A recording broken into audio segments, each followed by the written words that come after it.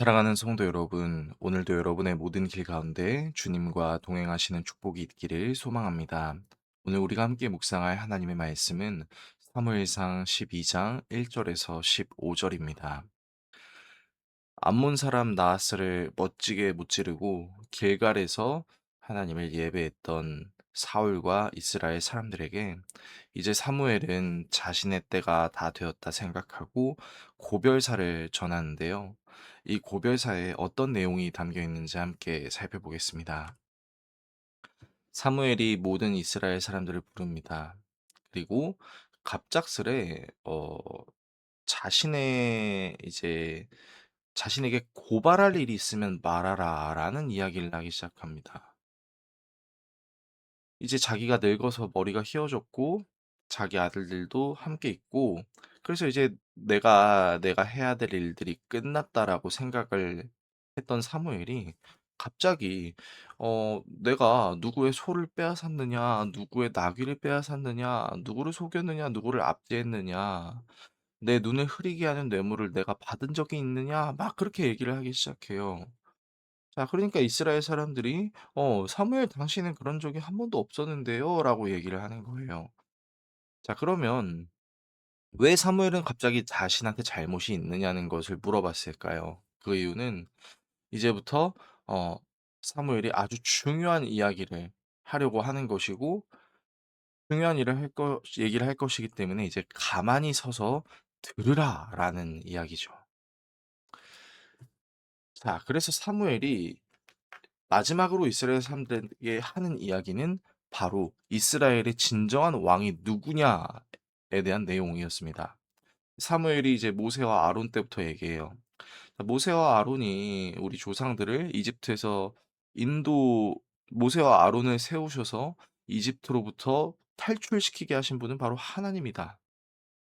그리고 하나님께서 지금까지 계속 너희와 너희 조상들에게 모든 의로운 일들을 행하셨다라고 말하죠. 자, 그러면서 이제 이스라엘의 역사들을 이야기하기 시작하는데요. 이제 야곱이 이집트에 들어갔었고, 그리고 수년간 이제 거주하다가 이집트 사람들의 종이 되면서부터 이제 이스라엘 사람들이 하나님께 부르짖죠. 그리고 또 하나님께서 그 부르짖은 이스라엘 사람들을 구원해 주셔서 꺼내 주셔서 광야를 통과해서 가나안 땅으로 가게 해 주셨습니다. 그런데 그 가나안 땅에서도 여전히 하나님을 섬기지 않아서 하나님께서 이제 시스라의 손과 블레셋 사람들의 손과 모압 왕의 손과 또 여러 이방 나라를 통해서 이제 이스라엘을 정신을 차리게 하시죠. 그리고 그때 이스라엘 사람들이 하나님께 부르짖을 때마다 하나님은 사사들을 세우셔서 구원하셨습니다. 그래서 사무엘이 여룻바알과 베단과 입다와 사무엘을 이야기하죠. 자, 여기서 등장하는 이 모든 사사들에게 공통점이 있는데 이 공통점은 이따 말씀드리도록 하겠습니다. 자, 그럼에도 불구하고 여전히 변하지 않은 이스라엘이 결국 암몬 자손의 왕 나하스가 자기들을 점령하러 오니까 하나님이 왕이심에도 불구하고 "아니다. 우리를 다스릴 왕이 있어야 된다."라고 말했던 것을 사무엘이 꼬집죠. 그러면서 이제 "너희가 구한 왕, 너희가 택한 왕을 보라. 자, 너희들에게 이제 사울이 세워졌다."라고 이야기합니다. 근데 자, 중요한 건 그다음부터죠. "여호와께서 너희 위에 왕을 세우셨다." 그러니까 너희가 원하는 이 사울이라는 이스라엘의 초대 왕 역시도 하나님께서 세우셨다라는 이야기를 하고 있는 것이죠. 그래서 사무엘은 명확하게 이야기합니다. 너희가 하나님을 경외하고 하나님을 섬기고 하나님의 목소리를 듣고 하나님의 명령을 따를 때 너희의 하나님은 너희들을 지키시겠지만 너희가 하나님의 목소리를 듣지 않고 명령을 거역하면 하나님의 손이 너희의 조상들을 치신 것과 같이 너희들을 칠 것이다라는 내용으로 오늘 본문이 마무리됩니다. 오늘의 말씀을 우리의 삶에 어떻게 적용해야 할까요? 이스라엘의 진정한 왕이신 하나님을 생각해 봅시다. 자, 사무엘이 이스라엘 백성들에게 고별사를 전하기 위해서 자신의 사역과 양심에 한 점 부끄러움이 없음을 드러낸 이유는요. 자기의 의의를 드러내려고 한 것이 아니었어요. 진짜 왕이 누구냐라는 것을 단호하게 엄숙하게 가르치기 위해 하나님을 드러내기 위함이었던 것이죠. 생각해 봅시다.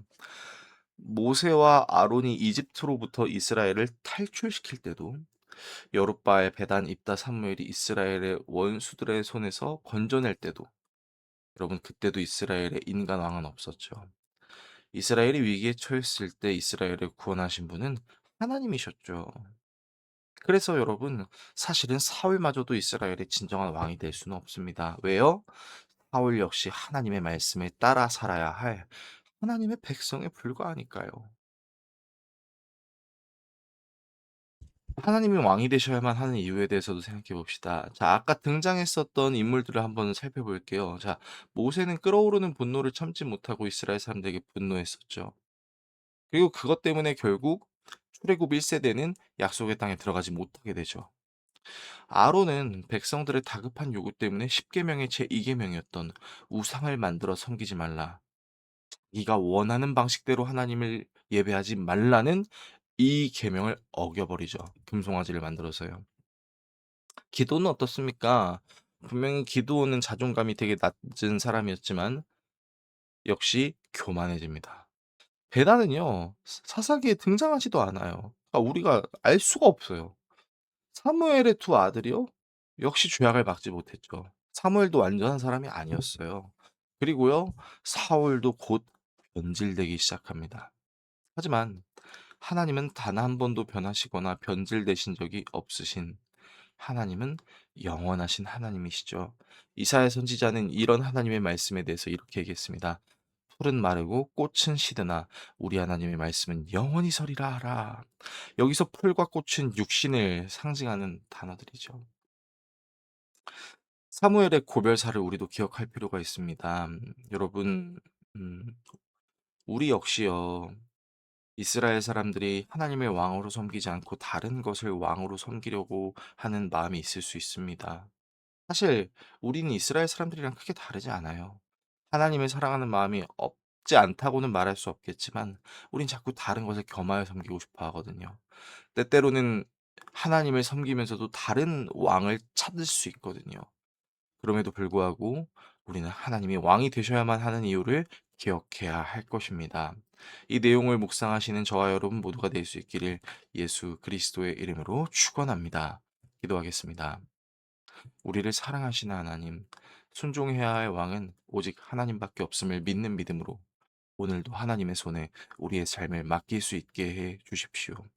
하나님을 왕으로 섬길 수 있도록 우리의 죄와 사망의 문제를 해결하시기 위해 왕의 자리에서 인간의 자리로 내려오신 예수님을 기억하게 해 주십시오. 예수 그리스도의 이름으로 기도합니다. 아멘.